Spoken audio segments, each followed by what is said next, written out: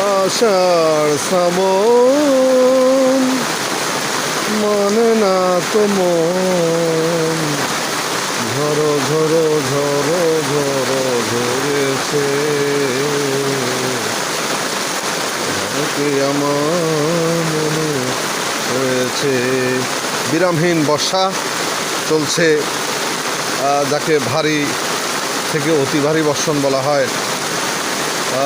সুবহানাল্লাহ সুবহানাল্লাহ, সেই কখন থেকে শুরু হয়েছে আর থামার শেষ নাই। বর্ষার এক অপরূপ রূপ প্রকৃতিতে আজ ভর করেছে। বন্ধুরা,